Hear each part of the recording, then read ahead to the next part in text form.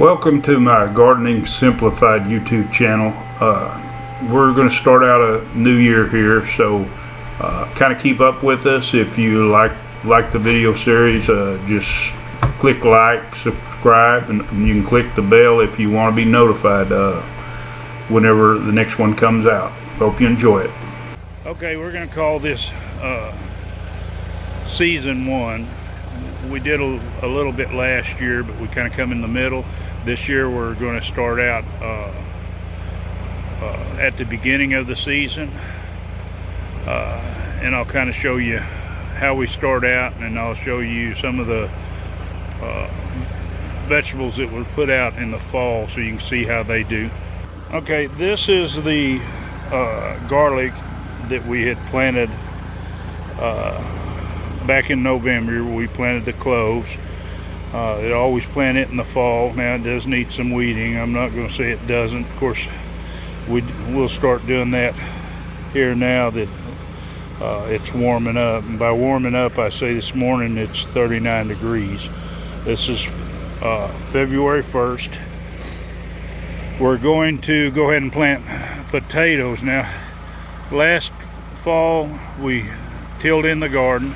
We have small weeds that are trying to come up now, and we'll till these under before we plant potatoes.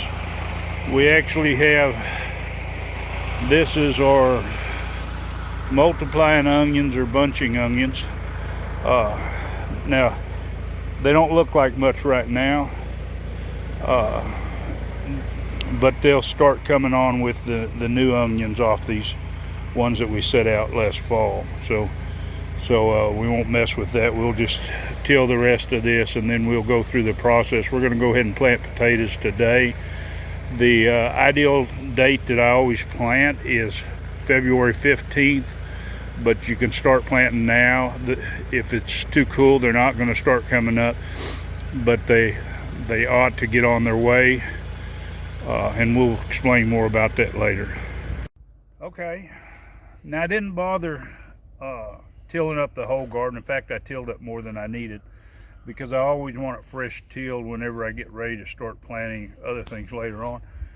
But what we're going to talk about now is the process of planting the potatoes. Now I plant mine about this far apart.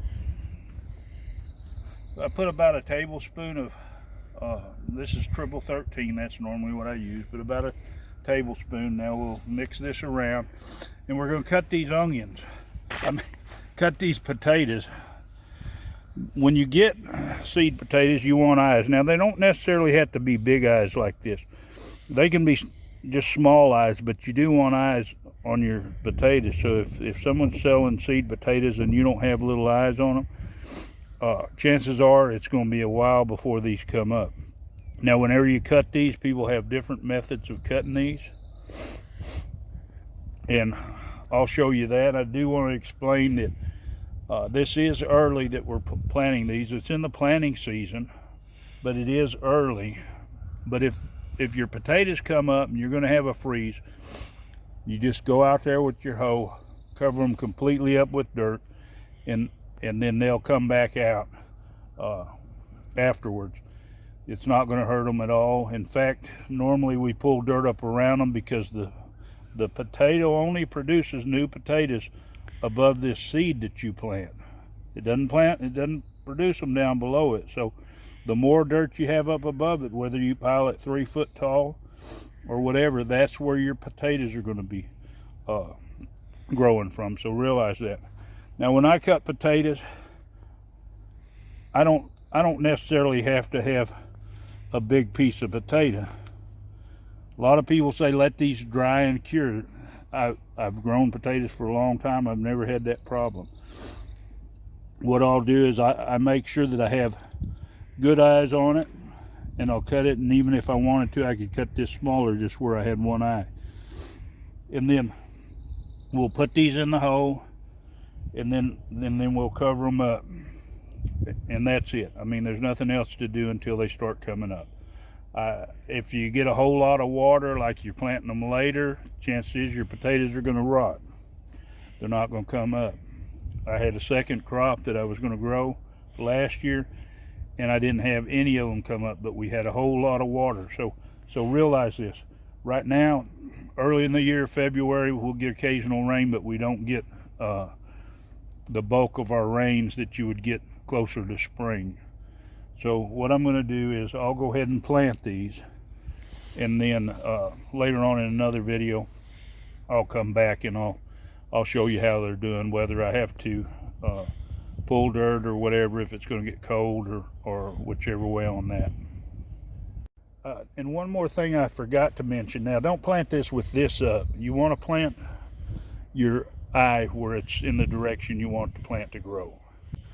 Okay, when you plant your potatoes, and let's go over that.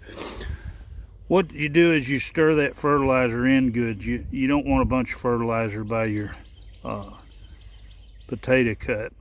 And then you put it down in there, and then which we'll put dirt over them afterwards. But that's the whole process. Now what we're planting today are these are red potatoes, and we have some Yukon Gold that we'll be planting after we get all these in the ground. Okay, I've got them all in the ground. I had 5 pounds of red potatoes, and I had 6 pounds of Yukon Gold. And to give you an idea, and it depends on the eyes that are on your potatoes to how you can cut them and have a sufficient eye there for growth. But the red potatoes with 5 pounds, they made about 120 foot row. And the Yukon Gold with 6 pounds made 150 foot row. Now, this is a lot of potatoes for one family. I don't normally plant this many in a year, but being I'm not going to utilize as many vegetables in the garden this year, I figured I'd plant quite a few extra. I never have a problem getting rid of them because, as most of you that already garden know, there's always someone willing to get fresh vegetables and take them off your hands, and even if they have to come and help you dig. So that's a thought.